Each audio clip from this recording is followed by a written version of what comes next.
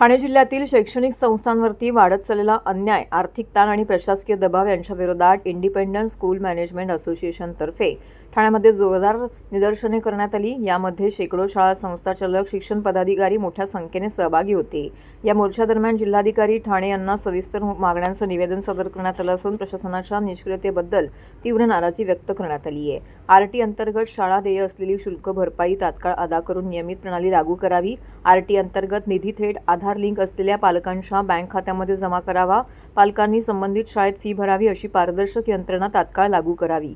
RT विद्यार्थ्यांसाठी पाठ्यपुस्तके आणि शैक्षणिक साहित्याबाबत शासनाने स्पष्ट धोरण जाहीर करून त्यांचा पाठपुरावा स्वतः करावा। ठाणे व कल्याण डोंबिवली महानगरपालिका क्षेत्रामध्ये कार्यरत एकूण 100हून अधिक अनधिकृत शाळांवरती तात्काळ कारवाई करावी। शैक्षणिक संस्थांविरोधात अपप्रचार थांबवण्यासाठी ठोस यंत्रणा उभारून दोषींवरती कारवाई करावी।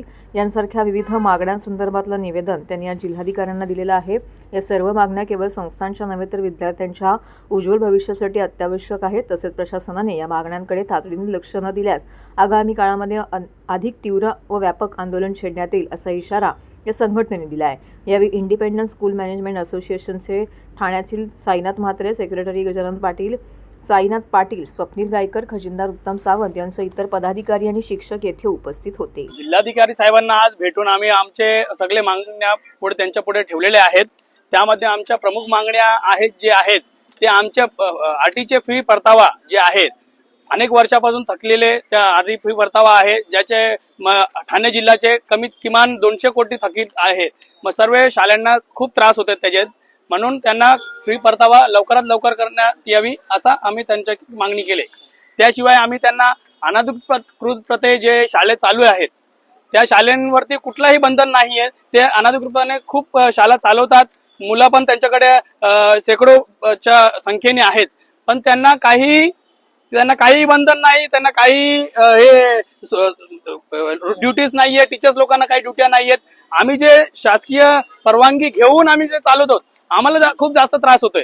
त्यावरती पण आम्ही साहेबांना सांगितले की त्यांच्यावरती लवकरात लवकर कारवाई करून ते सगळे अनधिकृत शाळे बंद करावे। या शासनाने त्याच्यावरती कठोर कारवाई करण्याचा निर्णय घेतच नाही।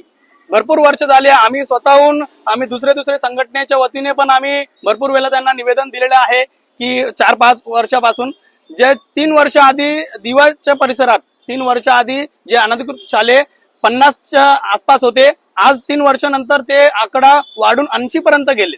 एवढे अनधिकृत शाळे अजून सुरू होत आहेत, म्हणजे कमी होत नाही, कारण शिक्षण अधिकारी त्याच्यावरती काही लक्ष देत नाही। शिक्षण अधिकारी आणि हे सगळे म्हणजे अंडर टेबलचं त्यांचा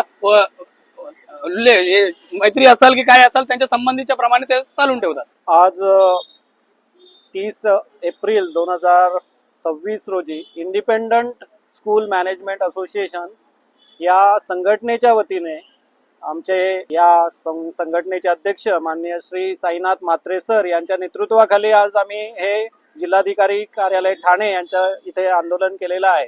विविध मागण्या ज्या आहेत शाळांच्या, ज्या खाजगी शाळा चालवल्या जातात विनाअनुदानित तत्वावरच्या, त्या शाळांना विविध प्रश्न जे काही भेडसावले जातात ते सगळ्या प्रश्नांची वाचा फोडण्याच्या उद्देशाने आणि ते शासन दरबारी पोहोचवण्याच्या दृष्टीने आजचे आंदोलन करण्यात आलेलं आहे। आणि आज जिल्हाधिकारी साहेबांना या आमच्या संघटनेच्या वतीने निवेदन देण्यात आलं। प्रमुख मागण्या आमच्या अशा आहेत की जे काही खाजगी शाळांमध्ये आरटीचे प्रवेश होतात, म्हणजे राईट टू एज्युकेशनच्या ऍक्ट खाली 25% प्रवेश दिले जातात, ते 25% प्रवेश जे दिले जातात दुर्बल घटकांना, ते दिले जाताना त्याची जी फीचा परतावा आहे तो 2017 पासून विविध शाळांचा बहुतांश शाळांचा बाकी आहे आणि त्याच्यामुळे शाळा चालवणे अत्यंत जिकिरीचं बनलेलं आहे। तर आमची प्रमुख मागणी ही आहे की हे जे काही पैसे दिले जातात ते व्हाया शाळा न दिले जाता ते डिरेक्टली, म्हणजे तुम्ही सरळ त्या ज्या काही गरजू विद्यार्थी आहेत त्यांच्या पालकांच्या खात्यामध्ये दिले आणि त्या पालकांनी ते त्या शाळेमध्ये फी म्हणून भरले, तर मला वाटतं ही जी काही प्रणाली आहे, जसे लाडकी बहीण असेल किंवा विविध शेतकऱ्यांना देण्यात येणाऱ्या ज्या काही सवलती आहेत त्या त्यांच्या खात्यामध्ये सरळ जमा होतात, तसेच ही जर जमा झाली तर शाळांना वेळच्या वेळी फी मिळत जाईल आणि हे वेळेत दिले जावेत। काय होतंय, अनेक वर्षांपासून हे प्रलंबित राहिल्यामुळे इतकी थकबाकी आणि शाळांना खर्च हा करावाच लागतो। शाळांना भौतिक सुविधा दिल्या जातात आणि नवीन जे काही GR येतात त्यानुसार नवीन काहीतरी ज्या काही सुविधा आहेत त्या सुद्धा पुरवावे लागतात। उदाहरणार्थ CCTV आहे, त्यानंतर स्वच्छतेच्या बाबतीत असेल, इतर ज्या काही अनुषंगिक ज्या काही आहेत म्हणजे हवेशीर इमारत आहे, भौतिक सुविधा आहे, जमीन असेल, खेळाचं मैदान असेल, शिक्षणाच्या शिक्षक जे आहेत ते प्रशिक्षित असले पाहिजेत, त्यांना योग्य पद्धतीने आवश्यक ते कर्मचारी सगळे आहेत यांना पगार देण्यापासून तर सगळ्याच गोष्टी आहेत. या सगळ्यांसाठी जो खर्च लागतो तो शाळांना करावाच लागतो, कितीही त्यांनी संख्या कमी असो किंवा जास्त असो. आणि बहुतांशी शाळांमध्ये हे जे 25% सगळे विद्यार्थी भरले जातात, पण ज्या काही इतर काही असतात त्या अनधिकृत शाळांमध्ये जात असल्यामुळे तिथे कदाचित कमी फी किंवा घेत नसल्यामुळे, कारण त्यांना कुठलीच बंधनं नाही आहेत, त्यामुळे त्यांना वेळच्या वेळी जी काही फीचा परतावा आहे तो दिला गेला पाहिजे, यासाठी प्रमुख मागणी आमची होती. त्याचबरोबर जे काही दरवर्षीच आपण बघतो की पालक आंदोलन करतात की त्यांना वह्या पुस्तकं त्यांच्या मुलांना दिली गेली पाहिजेत. आता दिल्ली सारख्या ठिकाणी आज आपण बघितलं तर तिकडे 27,000 ट्युशन फी म्हणून दिली जाते. त्याचबरोबर 5वी पर्यंतच्या मुलांना वह्या पुस्तकांसाठी 1100 रुपये दिले जातात, तर 6वी पासून तर 10वी पर्यंतच्या मुलांसाठी 1400 रुपये हे ऍडिशनल दिले जातात. असं बायफर्केशन करून दिलं जातं. तर तशा पद्धतीने आज आपल्याकडे बघितलं तर महाराष्ट्रामध्ये 2017 पासून जो परतावा तो फक्त 17,000 वगैरेच आहे.